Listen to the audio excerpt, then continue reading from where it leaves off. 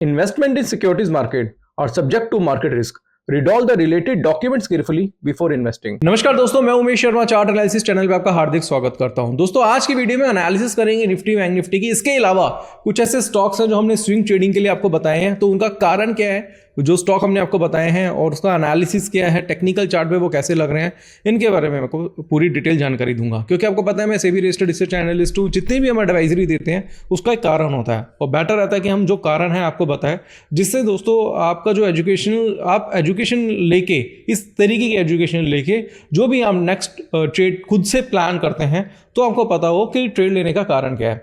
हम detail analysis करते हैं जिसमें एक एक चीज़ आपको बताते हैं। तो सबसे पहले मैं आपको बताऊंगा कि निफ्टी बैंक निफ्टी में आज फ्लैट ओपनिंग देखने को मिली थी। आपको पता है फ्लैट ओपनिंग के बाद बाजार में हमने एक निफ्टी फ्यूचर कॉल बाय कराया था और ऑप्शंस में भी हमने कॉल दी थी। तो वो हम लोग क्या करते हैं, जब कॉल देते हैं तो डिपेंड करता है कि जिसके बाद जो फ्यूचर में ट्रेड कर सकता है फ्यूचर में कर सकता है, जो जिस बार फंड कम है तो वो ऑप्शन में भी ट्रेडिंग कर सकता है। इसके अलावा हमने टाटा एलेक्सी, डिक्सन और HDFC बैंक में काम कराया था, पावर इंडिया बाय कराया था और इसके अलावा हमारी कुछ पोजीशन जो है वो हमारी कॉस्ट टू कॉस्ट है। हमने cost to cost bank Nifty exit करा दिया था और कुछ पोजीशन को हमने होल्ड कराया। तो सबसे पहले दोस्तों हम निफ्टी का चार्ट देखते हैं। तो निफ्टी में देखेंगे तो 109 पॉइंट की गिरावट हमें देखने को मिली है, 109 पॉइंट की गिरावट देखने को मिली है। और अगर हम देखें तो बाजार जो है अपने रेजिस्टेंस लेवल के ऊपर जाके वापिस से नीचे की तरफ आ रहा है, यानी कि कहीं ना कहीं ऊपर जाने के बाद ये वापस से नीचे की तरफ आता है। कहने का मतलब दोस्तों मेरा सीधा सीधा ये है कि बाजार अपने जो रेजिस्टेंस है, जो क्रूशियल रेजिस्टेंस है 24,109, उसको सस्टेन नहीं कर पा रहा है।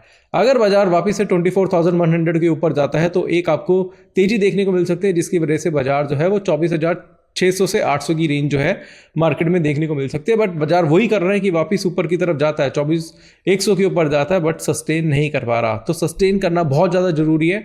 अगर हम देखेंगे तो ये जो रेजिस्टेंस है, जो कि एक ब्लू लाइन आपको देखने को मिल रही है, इसके बाद एक दो लगातार बेरिश कैंडल हमें देखने को मिली है। इसका मतलब ये है कि बाजार ना कहीं सस्टेन नहीं हो पा रहा। और जब तक बाजार सस्टेन नहीं होता है, जब तक बाजार में पॉजिटिव वॉल्यूम देखने को नहीं मिलते, तो मुझे लगता नहीं है कि बिना वॉल्यूम के कंफर्मेशन के बाजार में कोई तेजी देखने को मिलेगी। तो लेवल मैं बहुत सिंपल आपको बता देता हूँ। लेवल जो बनता है इसका वो है 24,100। अगर 100 के ऊपर जाता है तो बाजार जो है 24,800 के आसपास जा सकता है। तो दोस्तों आप बस कोशिश करिएगा 24,100 के ऊपर ही अपनी कोई भी पोजीशन जो है बाय की वो यहाँ पे बना सकते हैं।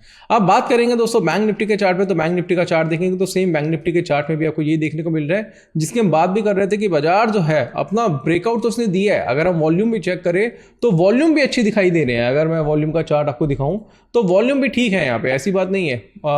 ब्रेकआउट दिया है, मल्टीपल ब्रेकआउट्स दिए हैं, सस्टेन करा है। इससे पहले भी 2 दिन पहले भी बाजार में एक बहुत बड़ी बुलिश कैंडल देखने को मिली थी, उसके बाद ही हाई ब्रेक हुआ, 58,700 के आसपास गया। और बाजार मुझे जो लग रहा है बैंक निफ्टी का, मुझे लगता है कि एक बार 57,500 के आसपास रिटेस्ट करने आएगा। रिटेस्ट कई बार करता है बाजार। कई बार क्या होता है, अगर आप देखेंगे तो ये एक रेजिस्टेंस होता है, रेजिस्टेंस के ऊपर जाके वापस से रिटेस्ट करता है। तो ये जो एरिया होता है ये एक बाइंग एरिया होता है, इस पर आप बाइंग कर सकते हैं। बाइंग करने के लिए आपको 2-3 चीज़ें चेक करनी पड़ती है। जब भी ये रिटेस्ट करके पुल बैक देता है तो सबसे पहले आपको वॉल्यूम चेक करना है कि वॉल्यूम यहाँ पे पॉजिटिव होनी चाहिए, ग्रीन वॉल्यूम होनी चाहिए। और जो ग्रीन वॉल्यूम है सेकंड मतलब प्रीवियस वॉल्यूम से बेटर होनी चाहिए।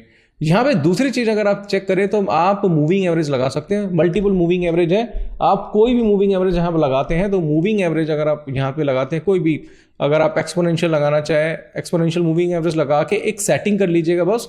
उसमें क्या होता है 9 EMA क्लोज आप लगा सकते हैं और बाजार जब 9 EMA को ब्रेक करता है तो वो एक अच्छी अपॉर्चुनिटी होती है। दूसरी चीज़ आपको और चेक करनी है, मैं आपको बताता हूँ। ये बेटर रहेगा कि मैं आपको लाइव क्लासेस में बताऊं, क्योंकि अभी हम संडे को एक लाइव क्लास लेने वाले हैं।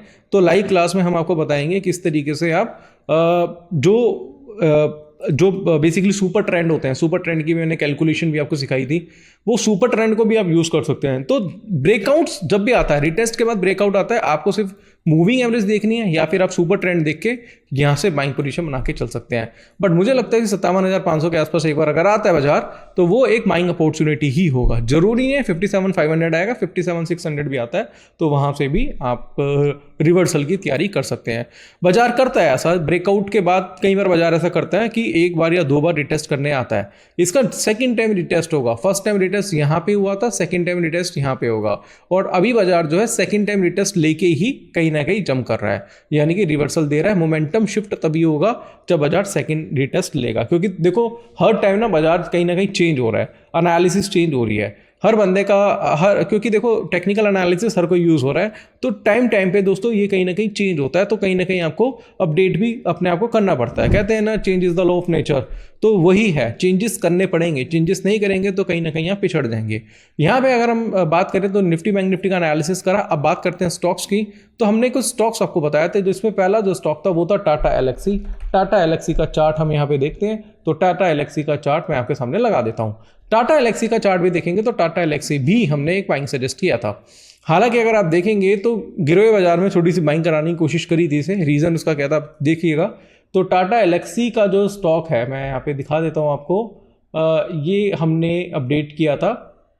टाटा एलेक्सी हम देख लेते हैं। टाटा एलेक्सी 4048 पे बताया था कि इसको ले सकते हैं, और एसएल थोड़े बड़े थे, 4170 का एसएल था, 4048 पे बताया था। यहाँ पे कहीं बताया था कि इसको ले सकते हैं। टाटा एलेक्सी में अगर हम देखेंगे तो टाटा एलेक्सी जो है ट्रिपल बॉटम पैटर्न बना चुका है। ये डेली चार्ट में आपको देख रहा हूँ दोस्तों, स्मॉलर टाइम फ्रेम का चार्ट नहीं दिखा रहा, सिर्फ डेली चार्ट। मैं टाटा एलेक्सी के अगर एनालिसिस करूँ तो फर्स्ट बॉटम हमें यहाँ देखने को मिला था। अगर हम टाटा एलेक्सी का चार्ट देखें तो टाटा एलेक्सी है यहाँ से गिरता हुआ जा रहा है। ये देखेंगे दोस्तों, ये गिरता हुआ जा रहा है, और अगर हम देखेंगे तो 33% की गिरावट हमें देखने को मिली है। और मैं जो बात कर रहा हूँ दोस्तों, वो बात कर रहा हूँ जनवरी से लेके ये जुलाई तक की, जून तक की, मतलब 6 महीने मान के चलिए। 6 महीने में 33% गिरा था। उसके बाद रिकवरी आई थी, ये 4700 गया था। उसके बाद वापस से इसने ग्लो बनाया 3900 का, वापस से गया ये 4500 के आसपास। अब ये ट्रिपल बॉटम बना चुका है। ट्रिपल बॉटम के साथ अगर हम यहाँ पे MACD चेक करें, moving average convergence divergence check करें, तो कन्वर्जन्स बहुत अभी आपको पॉजिटिव दिखाई देंगे अगर बाजार जो है थोड़ा बुलिश होता है। बट इसके अलावा एक और चीज़ बताऊँ, वो सबसे मज़ेदार बात यह है कि यहाँ पे पैटर्न बना है, इसको बोलते हैं हैमर। अगर यहाँ से रिवर्स होता है बाजार और अगर ये ब्रेक कर देता है ये हाई जो कि बनता है 4139 ब्रेक होता है, तो आप समझ लेना दोस्तों, वहाँ से आपको 4300 के टारगेट्स आपको दिखाई देंगे, 4300 से 4500। तो ये स्टॉक बहुत अच्छा था, बहुत अच्छा रिकमेंड किया था। बट कई बार होता है कि बाजार प्रॉपर सपोर्ट नहीं कर पाता, तो ये चलता है। बट अगर ये वापस से पुल बैक होता है और ये 4139 के ऊपर जाता है, तो वहाँ से समझ लेना कि ये 4300 से 4500 की रेंज आपको दिखा सकता है। तो स्टॉक काफ़ी अच्छे, अपने रडार में रखिएगा। सेकंड स्टॉक है डिक्सन। डिक्सन हम देख लेते हैं यहाँ पे। डिक्सन अगर हम देखेंगे तो डिक्सन का स्टॉक भी काफ़ी अच्छा है। डिक्सन भी हमने बाय सजेस्ट किया है इसको। उसका रीज़न क्या है मैं आपको बताता हूँ। सबसे पहले अगर हम देखेंगे तो डिक्सन जो है वो थोड़ा, हालांकि ऑप्शन में काम कराया है इसमें, बट अगर हम देखेंगे तो ये एक पैटर्न फॉर्म हुआ है। अब इस पैटर्न पे अगर आप देखेंगे तो एक राउंडिंग बॉटम है। राउंडिंग बॉटम पैटर्न जो होता है दोस्तों, बहुत ही पावरफुल पैटर्न होता है। और अगर मैं इस राउंडिंग बॉटम की बात करूँ तो ये बहुत टाइम बाद देखने को मिला है। अगर मैं यहाँ से देखूँ तो ये जो स्टॉक है ये ऑलमोस्ट 50% गिरा हुआ है अपने हाई से। और मैं बात कर रहा हूँ दोस्तों यहाँ से, यानी कि 25 सितंबर से गिरता हुआ जा रहा है, ठीक है, जो रेगुलर गिरता जा रहा है। तो भाई 50% मतलब स्टॉक जो है वो आधा हो चुका है।